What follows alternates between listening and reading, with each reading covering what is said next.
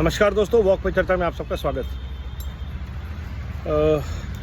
आजकल बहुत बात हो रही है कि इतिहास की बात मत कीजिए, फ्यूचर की बात कीजिए। आप आज की बात कीजिए कि आज आप क्या कर रहे हैं कल के लिए। जो बीत गया कल, उसकी बात मत कीजिए। लेकिन जो इंडिया है उसकी नींव उसी ब्रिटिश कॉलोनियल पास्ट पे रखी गई है और ये फैक्ट है। तो अगर कांग्रेस बोलती है कि जवाहरलाल नेहरू और मोतीलाल नेहरू के परिवार ने 196 करोड़ ना जाने कितनी एसेट्स देश के स्वतंत्रता के टाइम पे डोनेट कर दी, सवाल ये नहीं कि उन्होंने डोनेट कर दी, सवाल ये है कि उतना पैसा आया कहाँ से। एक लाइफ टाइम में अंग्रेज़ों के टाइम पे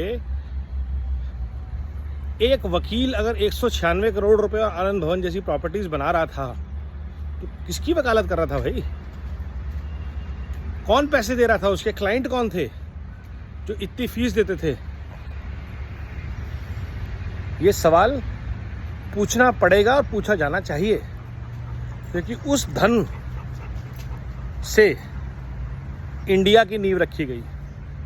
तो जब बोला जाता है कि भारत की नींव 2014 में दोबारा पड़ी और नए सिरे से डाली जा रही है, तो वो अतिशयोक्ति नहीं लगनी चाहिए, क्योंकि ब्रिटिशर्स के इंडिया के बेसिस पे जो 1947 में इंडिया की नींव डली, वो उस 196 करोड़ और ऐसे बहुत सारे डोनेशन से डली। जितने इंडस्ट्रियलिस्ट गांधीयन थे, उन सब ने आज़ादी के बाद करोड़ों अरबों के एम्पायर खड़े कर दिए। वो पहले भी बड़े बिजनेसमैन थे अंग्रेज़ों की कृपा से, और वो बाद में और बड़े बिजनेसमैन बन गए अंग्रेज़ों के गुलामों की कृपा से। तो समझिए क्या हुआ। एक इंडस्ट्रियलिस्ट को बैंकरोल किया, एक इंडस्ट्रियलिस्ट ने बैंकरोल किया एक वकील के बेटे को, जो आने वाले वक्त में एक पार्टी को लीड करेगा और भारत का प्रधानमंत्री बनेगा। This is called long term investment. Motilal Nehru bank rolled Congress, he brought in investments कि जितना भी आपको पैसा चाहिए, रिसोर्सेज चाहिए, आई विल इंश्योर कि आपका कोई नेता कभी अंग्रेज़ों से के द्वारा जेल ना जाए। That was a deal. और आज जब हम बात करते हैं और कांग्रेस बताती है कि 196 करोड़ दिए, और किसी की आंखें तक नहीं झपकती कि 196 करोड़ उस ज़माने में क्या चल रहा था, सवाल नहीं पूछे जाए। Was that a charges paid to Gandhi ji for making Nehru the Prime Minister, or denying Subhash Chandra Bose the leadership in Congress? Who paid whom through whom? ये कुड प्रो क्यो क्वात्रोची वाले case आज के नहीं हैं, ये तब से चल रहे हैं, और ये सवाल पूछा जाना चाहिए।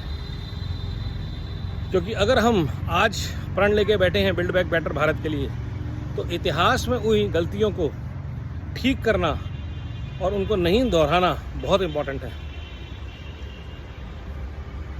कोई मोतीलाल नेहरू अपने जवाहर को दोबारा देश के ऊपर ना थोप सके, और कोई जवाहर अपना इकोसिस्टम फैमिली और फ्रेंड्स का खड़ा करके देश को तरक्की की मार्ग पे ना ला पाए।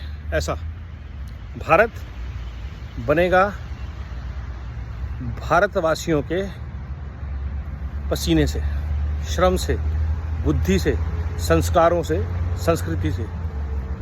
किसी ब्रिटिश विलासिता में डूबे हुए परिवार की रहमो करम पे नहीं। 180 करोड़ भारतीयों के श्रम से, और आज़ादी हमें मिली थी और मिल जाती बहुत पहले, सुभाष चंद्र बोस, भगत सिंह आदि के प्रयास से। हमें खड़क बिना ढाल वाली आज़ादी नहीं मिली। सोचने वाली बात यह है, 47-48 में काफ़ी देश अंग्रेज़ों ने छोड़े। एक ही देश में नेहरू गांधी थे और एक ही देश में खून खराबा हुआ, पार्टीशन हुई, किसी और देश में नहीं। सोचिएगा ज़रूर, किसका खून किसके हाथ पे है, किसकी दौलत किसके हाथ में है, किसने किसको कितने पैसे दिए होंगे। सोचिए, जिससे की वजह से उन्होंने अगले 30, 40, 50, 60 साल तक रूल किया। और आज तक वो नेटवर्क रूल करता है। वो बिजनेसेस, वो इंडस्ट्रियलिस्ट, वो ओपिनियन मेकर, उनकी फैमिलीज़, वही हिस्टोरियंस, लुटेन माफिया जिसको आप बोलते हैं, वो सच में इतने पावरफुल और डीप रूटेड क्यों हैं? 60 साल, 70 साल, 80 साल, 90 साल, 100 साल पुराना रिश्ता है।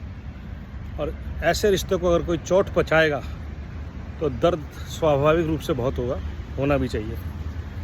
लेकिन build back better Bharat mission Bharat के संस्कार और संस्कृति से जुड़ा हुआ जारी रहेगा।